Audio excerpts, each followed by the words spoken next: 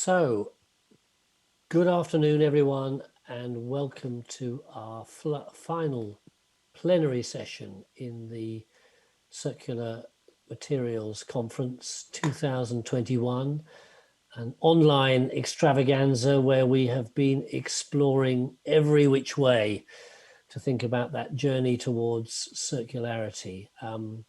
Goodness me, it's been a enriching and at times exhausting experience. So much ideas, intelligence, challenge that has been brought into the room. And although it would have been fantastic to be at Chalmers and then to go and share a beer afterwards, that's not the case in 2021. However, let's hope we can do it in 2022. And that will be predicated on our ability to maintain the momentum to reach the challenge of scaling up our activity and achieving that transfer to full circularity at pace. In this last session, we really just want to reflect on one or two of the issues that have emerged over the last 2 days, but also think about some of that challenge in how we do maintain momentum. I've got a couple of speakers with us to offer us an input, then we'll have a little bit of discussion before we end, I'm sure, on time, if not slightly before. If I could encourage all of us who've been on that journey over the last 2 years, if you'd like to use the chat board in the main Circular Materials Conference, if you feel that they're on this Earth Day, you've got a message or a challenge or an idea about how we maintain momentum, then please write it up on that board and I'll bring it into the final session. So if you've just got one key thought that maybe is a worm in our ear we should take away with us, please add that in. But to stimulate some of our thinking, first of all, I'm delighted that we're joined by Klas Gustafsson, who's a member of the Delegation for Circular Economy, advising the Swedish government on the way forward, Deputy CEO of Tekniska, verken. Klas, great to have you with us. Thank you for finding some time to join the tail end of this conference. Thank you, Peter. Glad to be here. And we hope that the work that you're doing is being listened to in high quarters, but it would be really interesting just to have your sense on how we not only maintain, but increase the momentum towards circularity. So over to you. Thank you. I will share my presentation and there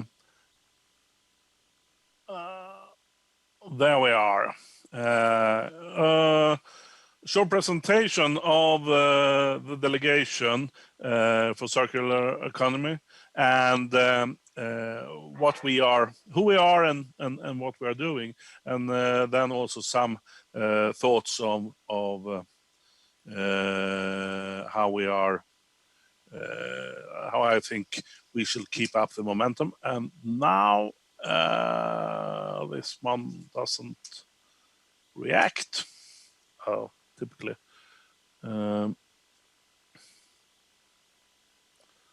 No.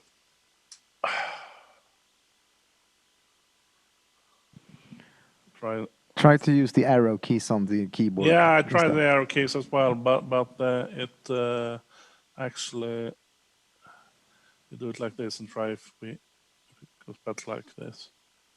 Now it's working. Here we are, the delegation. President of the delegation is Åsa Domey, who works at Axfood.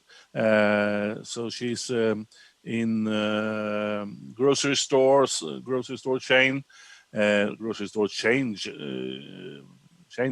Willys and Hemköp, for instance. We have representation from different parts of the industry in Sweden, for instance, from Volvo, from Electrolux, IKEA, and also from the wood industry, Katrin from Södra, and representatives from the academy, and also representatives from organizations, for instance, Weine, who has been president for the Swedish Waste Management Association. So hopefully rather good representation from different parts of the society, and especially it has been important for the government that the industry is represented. So we have been strengthened during the journey with more representatives from industries, and these are the persons we are today. The background for the delegation is that from the start it was a proposal in an SOU from that Ola Altero handled over to the government, and it was called From Value Chain to Value Cycle. And here he had a proposal that a delegation should be committed. And so it was in 2018. And in the autumn in 2018, and we have been working since then. We have an assignment from the Ministry of Environment, but it is in collaboration with the Ministry of Trade and Industry. So it's a bit broader than just the Ministry of Environment. And of course, as a platform for our work, of course, we have the European Union Circular Economy Action Plan and also national strategics. We have been putting in proposals to the government, both to what's led to the strategy for circular economy that was presented just before midsummer last summer. And after that, during the autumn, we have been giving input to that action plan that the government presented in late January. And then we have been working on, and last week we handed over our annual report to the government, and in that we both describe what we have been doing, but also we came forward with quite a lot of new proposals to make the transformation from the linear to the circular economy running better and faster. The government has decided on 4 focus areas that it shall be working on, and it's sustainable production and product design, sustainable consumption, non-toxic and circular material flows, and how to make enablers, incentives, and drivers for the process forward for the industry and for other actors. Our objectives, we actually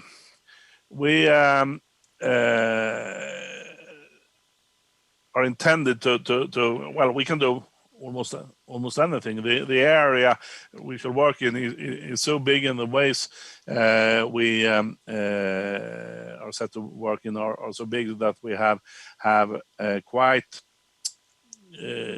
high freedom to make the priorities in how we shall work. However, cost-efficient policies and other measures, the government has pointed out that they want proposals on that. So cost-effective policies proposals are something that the government expect from us, and which we also have given them. I go on a bit faster here. Initially we have made 3 priorities: plastic as a material flow, public procurement as a thing that have big impact if it can be used. Of course, because the big amount of procurement that is made by public actors, and design for circularity, making right from the beginning. We are having expert groups, and here you see the list of the expert groups, and they came with the reports around New Year this year, and their proposals we then have processed, and lots of them are in the report that we gave to the government last week. So these expert groups work have been very, very important, and I think you can say that I mean, there are a lot of knowledge out there. There are a lot of knowledge and a lot of people that are working with circular economy and have a lot of good suggestions of what should be done. And here the delegation can be a channel to the government and make it possible that the suggestions actually will be real through the delegation's work. And we also work in cooperation with, of course, different agencies and different partners. Then to how to keep up the momentum and in the transformation from linear to circular economy. I think that I mean, we need a lot of enablers. There are quite a few obstacles that has been we have to get rid of. But I think that the most important and also the most difficult thing, that is the change, the transformation within our own minds. We are so totally programmed in a linear way of thinking. So even if we talk about circular economy, we talk about circularity, we often goes into a trap that we are used to think in a linear way. And also, our society is constructed from a linear thinking. It's constructed from a linear thinking, from a silo thinking, from a sectorial thinking, and so the society's organization is one obstacle as it is. For instance, I work with biogas. That is definitely a circular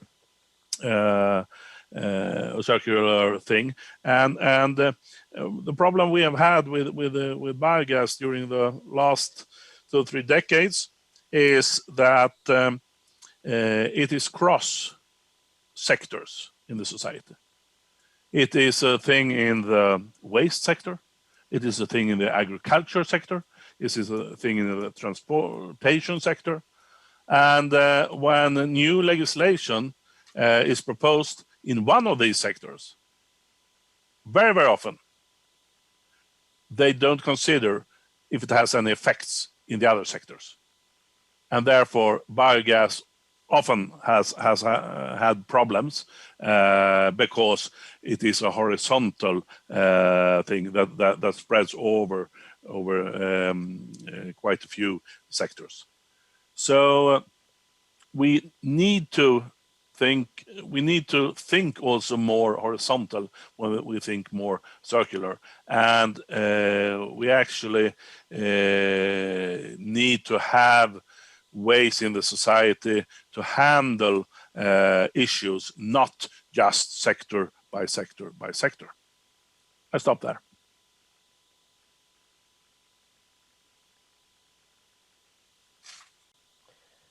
Klas, thank you very much. And it's one of the most positive things emerging is that politicians, governments are now seeking reports and ideas from people who have their sleeves rolled up, making things happen, and increasingly, I hope that they're actually receiving recommendations and then implementing them. It does feel to me, and it's an interesting echo of some of the commitments we're seeing coming out at the Climate Change Summit in the USA today, with some very stretching targets for emissions reductions, not just in scale, but in time. That maybe the political penny is dropping. And if that can be a way of creating a playing field within which innovation, research, innovation, and business transformation can take place, because rather than despite, that's maybe a good thing. Yeah, and here, I mean, one of our proposals here is that we should have a new goal in the national environment goal system, and in the same way as we have goals when it comes to climate, we need to have goals in resource efficiency. So a new goal for resource efficient society is one of our proposals, and actually having climate goals has been very important for the journey when it comes to working against climate change. In the same way, to increase the resource efficiency in the society, a national goal would definitely help. Yeah, brilliant. I'd like to bring in our second speaker, Christian Ekberg. Christian, great to have you with us, from Professor at Chalmers University of Technology.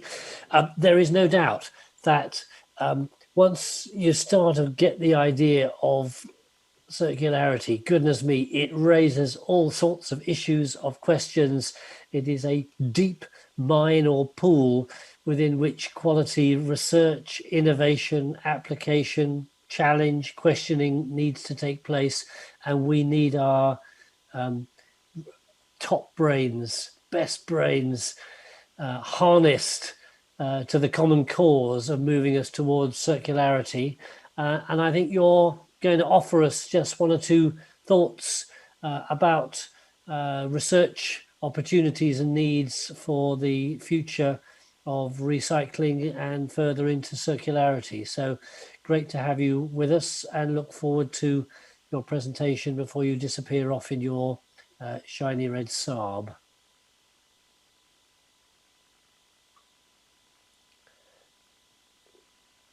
The joys of muting are with us for the final session.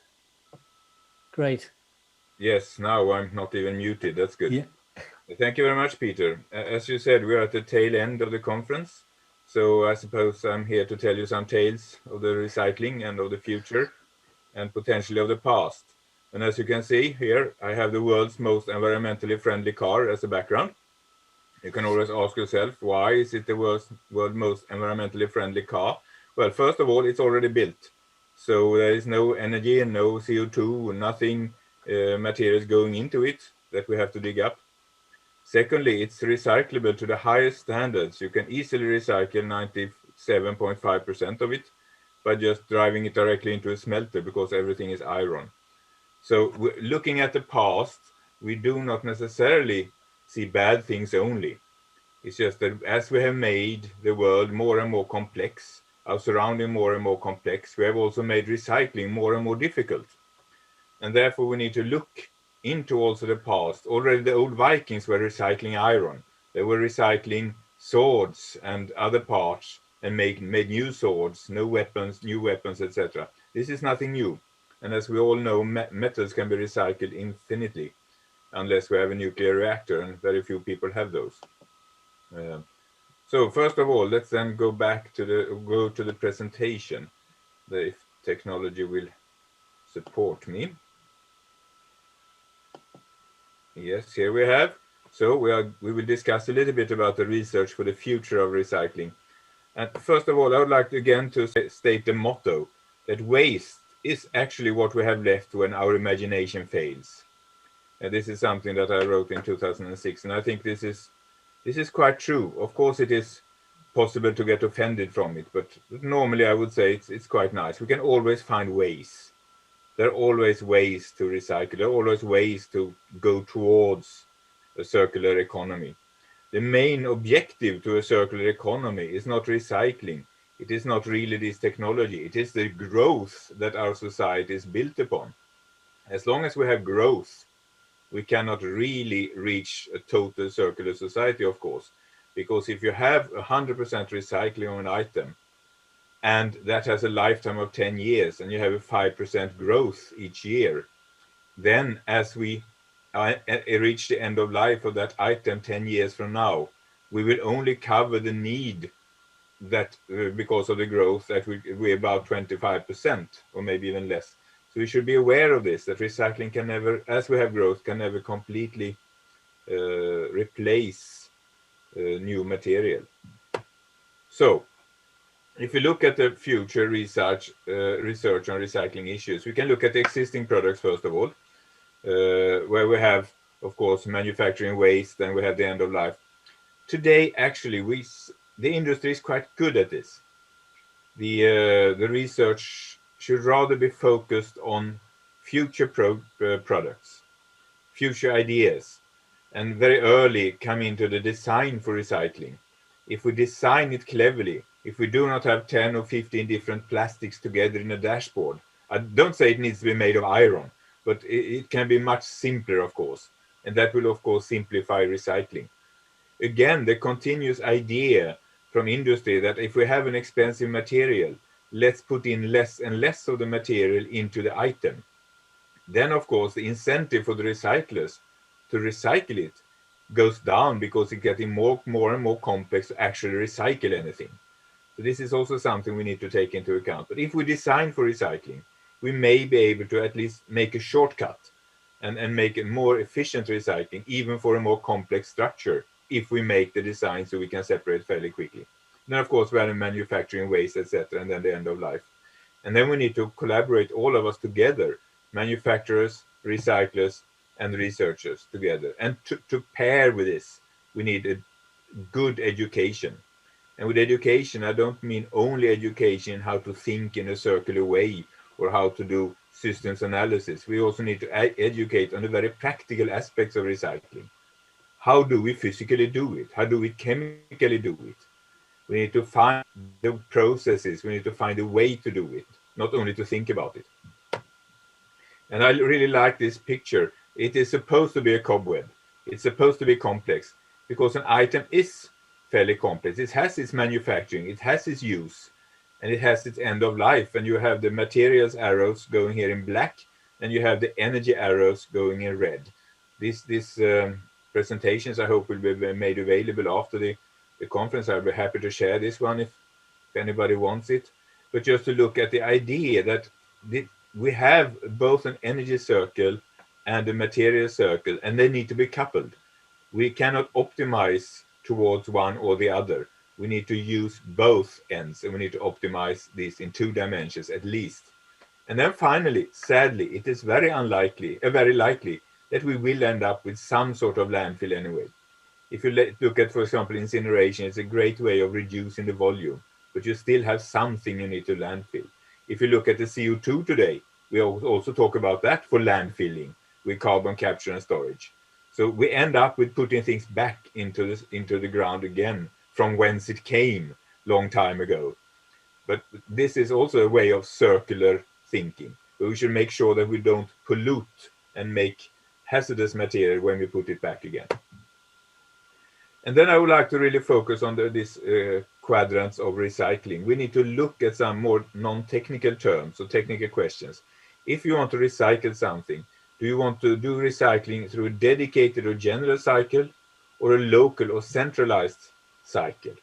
And this is 4 pieces that we need to think about for the future to optimize the system for a country. Today we have so many actors, from very, very small to very, very big. And in many countries, the recycling is made in, let's call it, less optimal ways. which means putting, for example, electronic scrap in a hole in the ground and put fire on under it and see what comes out. Sadly, it comes out not only the good stuff, but also the bad stuff. So we need to think how we build this. If you look at dedicated recycling, that means that we recycle only one thing or a very limited number of things. Let's say, for example, batteries from a certain car. They will be highly energy efficient and you will reach high purities. You can really design this process to really minimize secondary waste. But of course, you need a large number of processes because there will be a large number of different items. It's usually quite complicated and sensitive systems, and it will require a large uniform waste stream. Here I'd like to mention an example of one of our former co-workers, Christian Larsson, who developed a process for recycling of nickel metal hydride batteries for Toyota Prius. A very nice process, worked essentially only for that one. Very efficient, extremely efficient. But at the time, it was calculated that you need to scrap about 450 Toyota Priuses a year to make it profitable. And at that time, you didn't. So, but now it may be profitable because it was a simple process with high efficiencies. Then, of course, you have on the other side, you have the general recycling. That's the simple traditional methods. Bash and burn. We've done it since the Stone Age. We know how to do it. It's really robust. It's high throughput. You may end up with difficult material separation issues, the sorting after a bit of bashing. It will create a secondary waste, which may be difficult to handle. For example, the fines fraction, etc., which can be difficult to handle. You often require some sort of pre-treatment before you bash and burn it. You need to get rid of the freon for a fridge. So you're not completely free from the dedicated part even here. But of course, it is a higher throughput. It's more simple. And then we can look at the other part of it, which is local versus centralized recycling. Do you want to put the recycling close to, for example, the manufacturing? Local, that's very nice. It's very energy efficient. You have few transports. The material comes back to the manufacturer and goes directly, the recycled material, into the production again. Then, of course, we have changes in production because the lifetimes can be longer, but still, you can do this quite well. And you can treat manufacturing waste plus the product recycling. This is the idea, for example, that I'm sure you heard of from Northvolt. This is an excellent idea, I think, to do, especially for batteries, which has a fairly limited lifetime. Again, you will need a large number of processes, places, competencies to do this. And it needs to be a fairly robust method to withstand a potential lack of competence, but also be able to handle a change in the production line, for example, a new battery chemistry or something. And then again, we have the big centralized recycling. Then, of course, you have the coordination profits, personnel competencies, etc. You have profit margins, you have a higher turnover, but then again, everything needs to be transported there. So you have the transports and the logistics. And then, of course, it's very difficult to optimize this when a feed change, in this case, because it's a bigger thing. It's a larger investment. So that's worth thinking about for the future. Today, we don't really think so much about this because we have so many actors and they work traditionally the way they already did. But if you start up anew, you may need to consider these things a little bit. And then we need to have an open mind for the methods. We can often see, and I've seen for these years now that I've been working in this field, that we work in our little territories that we have decently marked or peed in, or whatever you want to call it. I'm a hydrochemist, for example, so of course I always talk about hydrochemistry and say that they're much better than pyrochemistry. But we should be aware that each of these methods have their place. The mechanical treatment is simple and robust. It's a very good first step, for example, but you could have complicated material separation issues and residues. This is being worked on, of course, and the mechanical sorting has become much, much better just in the last couple of years. It's very suitable for large scale. You have the hydrochemical, which is what I am working with. It's often a bit less robust. You can achieve extremely high purities. Can be less efficient for bulk recycling, for the real big chunks of iron, for example. It's much better to go for another method there. But for example, rare earth elements, batteries where you need to recycle the expensive stuff in a high purity, excellent. You can do it large scale. A lot of the copper production in the world is done by hydrochemical production, so you can do it large scale if you want. Pyrochemistry is fairly energy demanding. could have some interesting material problems with material being lost in the slag or burnt up as you recycle. But that can be mostly handled. If you combine, for example, hydro and pyro, as was done some years ago, you chucked all batteries into one big heap, you put more or less heat to it, it melted, you produce a metal melt, you produce a slag. Both these went to a hydrochemical separation plant, and you got out quite nice results. So combination of these things is often a good way. But in order to select this optimal method, we need to have active research in all these different methods. We cannot have pieces where we only focus on one. We need to have all of it working, either at the same department, which is of course the best, or different departments with very good collaboration. We need to break down the walls between the methods, and we need to talk to each other. How do we share these methods? How do we combine these methods in a way that is optimal for a certain stream or for a product or a recycling line? That could mean that some areas may need some life support now and then to make sure that we keep the competence. Because without the competence in judging which method will be the best, which method is the best, you need to have an open, clear, and educated discussion between the different groups and people working with this. And then another very important thing here is that we need to have an active and relevant education of students that will take work into the industry. So we have a receiver competence in the industry, or somebody which can be discussing these ideas with, for example, the academy. Because in the academy, we can, of course, sit and think and come up with all kinds of strange ideas what are the problems in the industry. But we don't know. We need to have this fed to us. This is now a problem. Can we see a solution? These products are coming. How can we recycle them in 10 years? So for the longer time span, I would say. So what do we do for the future? Well, I would say we must aim at introducing the recycling aspect already in the production of an item, designed for recycling. That's pivotal, I would say. But doing this, if we do this, we will decrease the cost of recycling at the same time as the fraction recycled will increase. The product streams will then be pure, and we get rid of the continuous downgrading that we have on materials today. We mix metal scrap or metal steel of very different qualities. And that means we lose the high quality steel. So we need to have a marking of materials to make sure that we recycle it the right way. And again, as I said in the introduction, as long as our society is built on continuous growth, recycling can never be a replacement for mining. It can be a complement. It will help, and we absolutely need it. But we shouldn't believe that we can do it as the only thing today.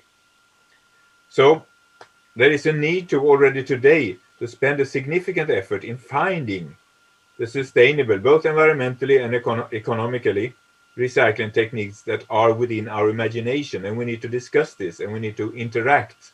We need to find meeting places where we openly discuss. And of course, I understand that in industry, this is money. If you have an idea, you shouldn't talk too much about it. But finding ways to talk and ways to collaborate, I think, would be the way forward here. And of course, you should say at the end here that chemistry is of course part of the solution. It is not the science of pollution and energy efficiency. It's the science of purification and energy efficiency. That's how we use it. Thank you very much. This is how you change your life as you work with recycling, unfortunately, from younger to older. Thank you very much. Christian, thank you very much. Lovely presentation and some thoughts for the future. And I look forward to seeing the photograph of you and the car in 10 years' time to see. The car will not change, I will. We'll push you both over the cliff at some point, yeah. Yep. But Christian, thank you very much indeed. And interesting, you're obviously very much involved in the recycling side of things. Interesting also, I'm going to bring Maria in a moment, but just a comment you have on the evolution of the education system in responding to this challenge, because now there's an opportunity for research and innovation in every product, material, business model that we have on the entire planet. We are reinventing ourselves and the way we do, or going back to the future. And I just wondered your sense of how well tooled our universities and research centres are to meet that challenge. We've heard a lot over the last 2 days of really interesting kind of collaborations, platforms for sharing, networks, etc., etc. You've been involved in the education world probably all your professional life, I don't know, but your sense about how well equipped they are to actually be a driving part of this transformation, or do we have a challenge? We do have a challenge, of course, and the main challenge is something I touched upon quite early in the speech, and that is that we need to focus, I think, a bit more on how to do things, because it's very many ideas, and there is a lot of simulations about the systems and what we should do, and it can be argued for a very long time. And of course, we shouldn't just run around doing things without thinking why. But there are fewer people who actually do and develop actual recycling processes than people who think what should potentially could be done. I think from an educational point of view, we need to educate more doers. That I think is quite pivotal. And also right. we need to understand that research is for the future. I mentioned this nickel metal hydride battery project that started in 2007. The original idea was to recycle lithium-ion batteries. But when I presented this idea in 2007, people were more or less laughing. And so there's no idea, there's no point. Why should you want to recycle lithium-ion batteries? There's plenty of lithium. It's pointless.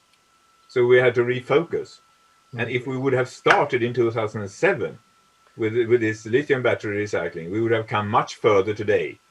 So we must be aware that academy need to be 10 to 15 years ahead with more or less crazy ideas. Some of them will hit the mark, not all of them. And what needs to happen to create that space for kind of future over the horizon thinking? I mean, is it, do we need to put something in place that enables that to happen? No, I think we have everything in place in principle. In principle, we do. The thing is that we need to look at how we think rather than to create new things. We need to consider that we need exploratory. We are very good at talking about fundamental research. This is something most of us agree is needed. But we also need to consider imaginative research in the sense of for example, recycling of things that do not yet exist on the market. That may be an idea. Maybe some researchers sit in another part of the building and developing, I don't know, more innovative fuel cells. Immediately, we should have a dialogue and see, we now work on these ones. Potentially, we can look at the recycling at the same time. Right. And then create a team. Yeah. I'd like to bring Maria Ström back into the conversation. Maria, great to have you with us again. I really enjoyed your presentation yesterday. You're the innovation leader at the Wargön Innovation Park, and I was watching with fascination the virtual tour of the textile separation system that you had there. Just give you an opportunity now to sort of just take a slightly more strategic view of things. We're really just trying to sort of have thoughts about how we, the session is called Maintaining Momentum, but I kind of think we need to increase momentum, and just interested whether you have any particular perspectives on where we should be pushing buttons or doing things differently to take the step change that is definitely needed. Well, a reflection also when I've been listening today on all these presentations and different kind of areas and a lot of the same challenges. But the thing is that it's happening so quickly, everything now. So when we develop things for now to be used, we need to think already now that it will end in 10 years or whatever. I was struck by that, but by both Stena and Gustafsson, who says that, well, maybe our business is as it is now is not needed in 10 years, because that is not how we are really used to develop things. We are used to develop things that will sustain in a way. But now we are developing, and we know that what I develop now is probably in 10 years not the thing we are using then. You have to always go further.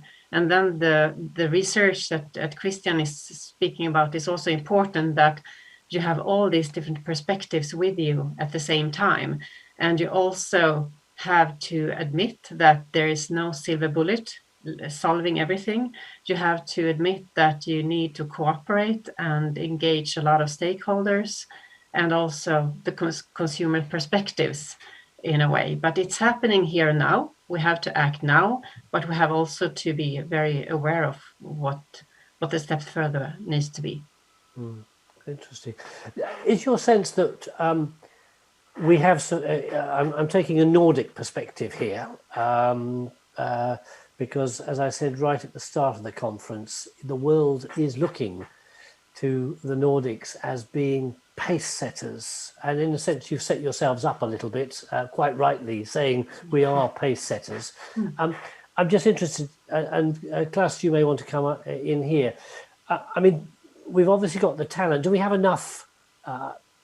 Do we have enough talent in order to really push things forward, or actually, as we start getting into it, is there such complexity that we're going to be stretched and just find ourselves not able to meet the challenges that are going to be demanded of us by society and politicians? Klas? I think we have enough talent. However, we need to use it. Christian was into education, and that's one of the areas that we have put some proposals in from the delegation. We need to have circularity in the ordinary education program, and we've also been talking about designing from so we do right from the start, and we also have put forward design strategies for circularity. So I mean, how do we design products so they are possible to repair, possible to refurbish, and then possible to recycle. Christian's car, there, the Sub 92, is very easy to repair, definitely in comparison to a modern car. So in some ways we maybe need to learn again what we once knew. But I think I think we have lots of knowledge and lots of talent. We just have to start using it better. However, of course, we need new knowledge ahead. But we today have a lot of knowledge and a lot of talent that we can use and doing good things. However, we need some oil in the machinery. We need, for instance, to make recycled material more competitive compared to virgin materials. And in the same way as we have put a price on carbon dioxide, we can put a price on resource efficiency. We can put a price on virginity. And change the competition rules. For instance, a bonus malus system where you put a malus on waste and a bonus for fully recycling without downgrading, fully recycling. If you put some more money in the system, in the material flows, then people will try to find new ways to make money. I just want to press you all just a little bit of a further reality check. I mean, I've been so excited by what I've seen over the last 2 days. Some of the best companies doing some of the most extraordinary, innovative changes to business processes. They're the successful, brilliant mind companies, amazing researchers doing really interesting stuff. And the nagging worry I have is a tale of two worlds. Those that get it and can afford it are going to move towards circularity, and there's almost going to be a sort of premium price. You know, I want to have that Houdini sportswear because I know it's totally circular. I'll get my stuff from IKEA because I know that they've got it.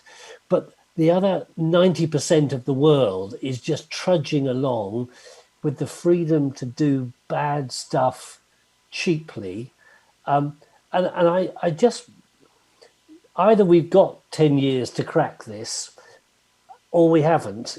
And that's just the climate change dimension to things. And I just want to try and get in maintaining momentum feels as though that is a road to failure, that we've actually got to do a step change of quantum proportion if we're to meet the challenges and the stresses that we're placing on the planet with a growing consuming population going up to 8 billion.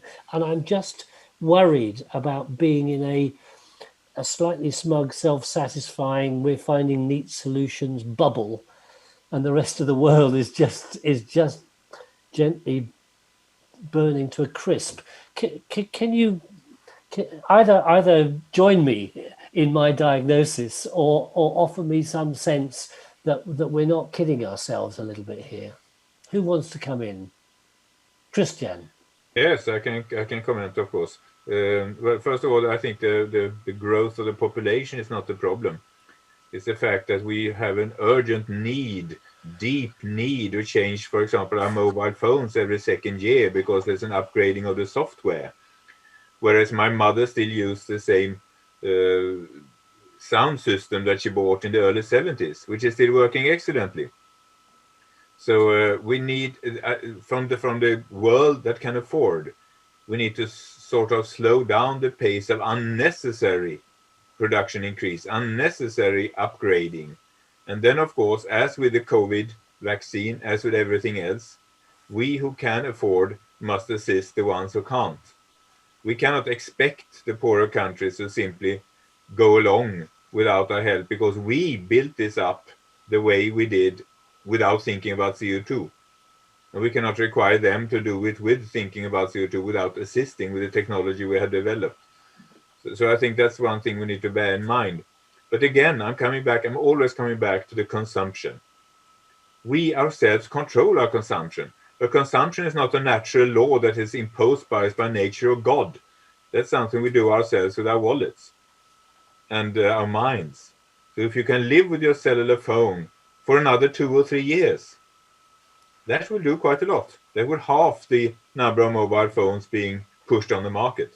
For example, there are many of those examples. So I think, yes, as a comment to your view. Right. Maria. I mean, here, Maria first and then Klas. Yeah. Maria. Well, I'll just hang on to that behavioral change. And I also think that to engage a lot of people is crucial. Christian, you were speaking about doers. And I think that this new circular economy will engage a lot of totally new workforce. And I think that we also need to look in different places for this workforce. And when we engage people on a daily basis in a workforce that are working circular, we will also spread the word. But I do understand and have the fear, as you have, Peter, about what if we're just doing this here? What about the rest of the world? But there are so many people around the world that are so into this environmental impact discussions. It's not easy, I wouldn't say that, but I think there is a lot of hope. but we need to engage people more to see that I can really make a change. It is a difference if I go to buy this shirt, a new one. This is a secondhand shirt, so it's always better to use the thing again, like a mobile phone, like your clothing and so forth. To be ambassadors for that is also going to make a change. Klas, you were going to come in. Yeah, and here I think it's also a matter of perspectives, and I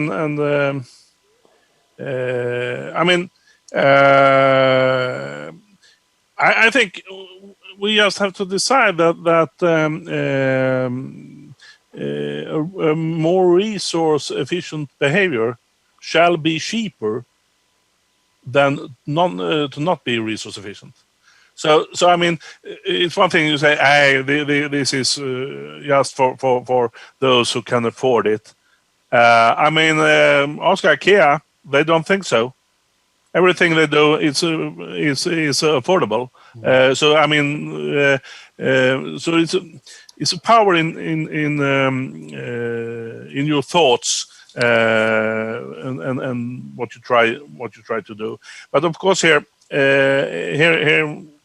we see the power in business models. If you go from product to services, then you have if the industry goes from product production to service production, their incentives goes quite different.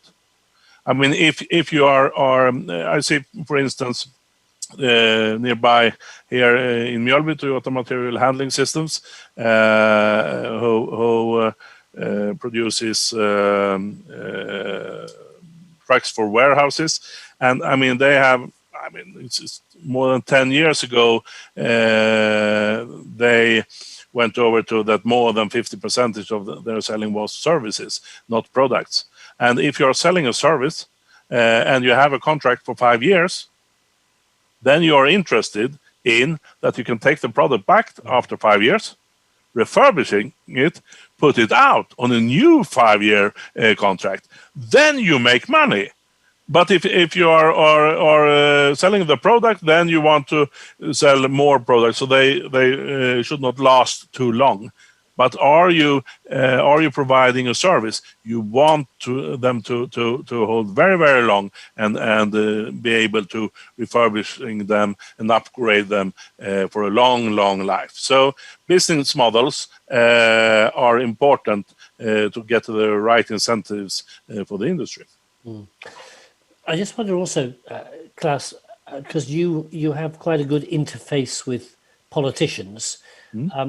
And I'm just interested whether how significant, because it feels as though inevitably society's desires are reflected partly through consumer decisions, but the world sparkles with opportunities to be bad consumers. So we kind of, we're a fickle bunch. We say one thing, but we actually do a different. Christian was pointing that out. Why are we all profound environmentalists, but we want an iPhone 12 or whatever it is?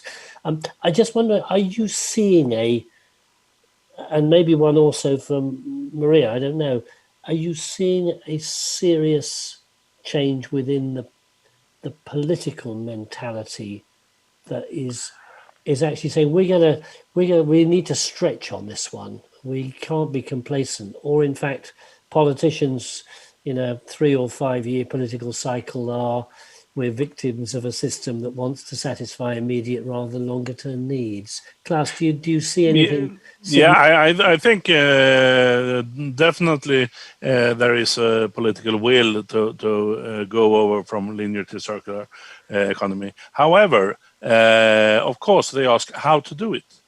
And as a consumer, also I need how to do it, and in a way, it must be easy for me as a consumer to do the right thing, and also it must be easy for the politicians to decide the right things. I heard today, for instance, as a man, I have a carbon footprint that is twice as a woman have when they buy deodorant. Why? Why?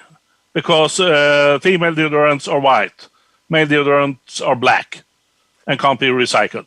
The packaging can't be recycled. So, I mean, okay, Peter, if you know that and you actually have the choice when you are buying the deodorant, maybe you should, maybe then you will decide, no, I don't take the black one. Here is the white one. I'll take that one. That's okay. Right. Maria, you were going to come in on this. Yeah, when it comes to textile, which is the area we are working mostly in, the EU has decided to change the waste directive. That was done already in 2018, effective from January 1st, 2025, that all member states need to collect textiles separately.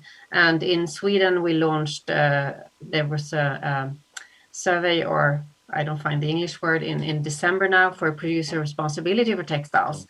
A lot of things need to be done. Also, we have to do things, as you are saying, Klas. It's not easy, but it's the way to start anyway. So the politicians really want things to happen.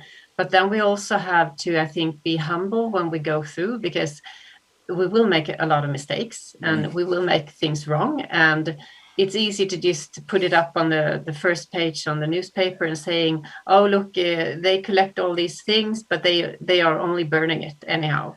But I mean, we need to start to collect a lot, and then we need to sort, and then we need to make new products and make it more sustainable. But you have to start with these things, and I think politicians are trying, but it's tough. You also have to make it later on.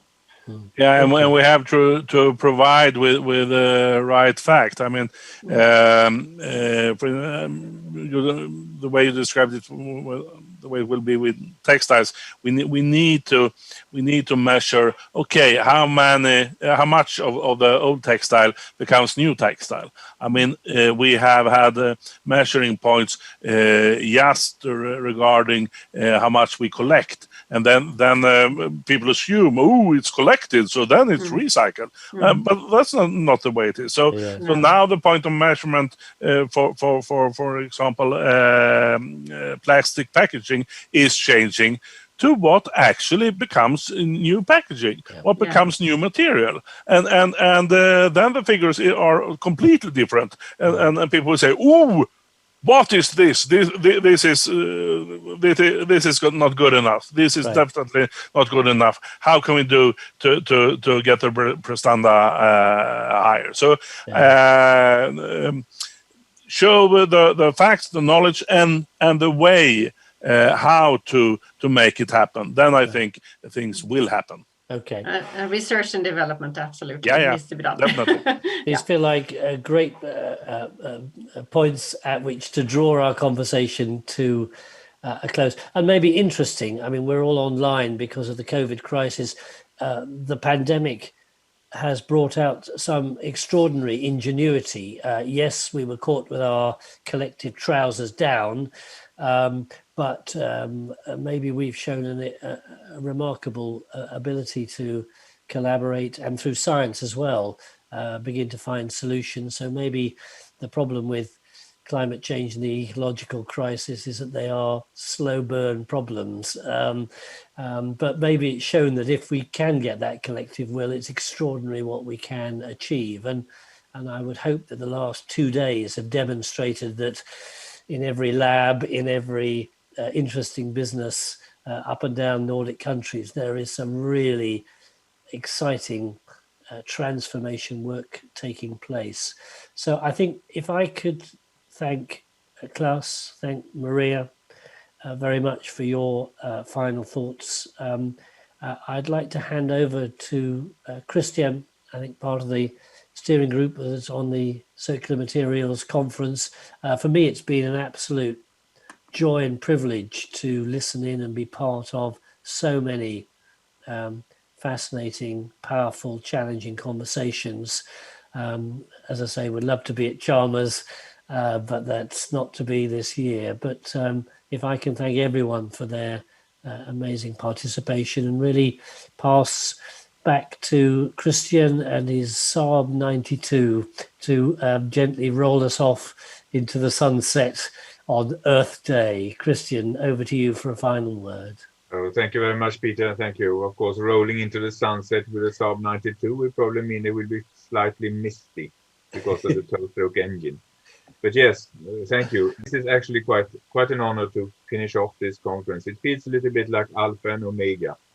When I got this chair in 2007 in industrial materials recycling, it was the only chair in the world dedicated to pure recycling. That was quite fascinating. And now closing a conference on recycling, seeing the development of all over the years since 2007.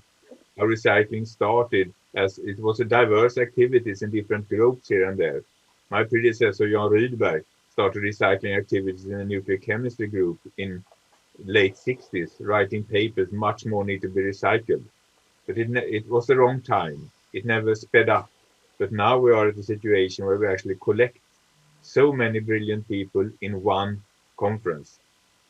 So I'm very happy to have seen you all in this conference. Of course, due to the COVID situation, we have to do it in what I think a rather boring format. We cannot sit and enjoy ourselves in the evening, meeting, talking.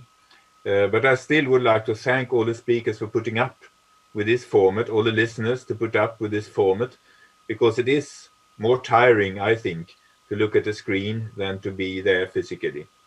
And also we need to realize that the information exchange that we have done here, this is of course amazing to do and to see this development and the momentum that we start to have.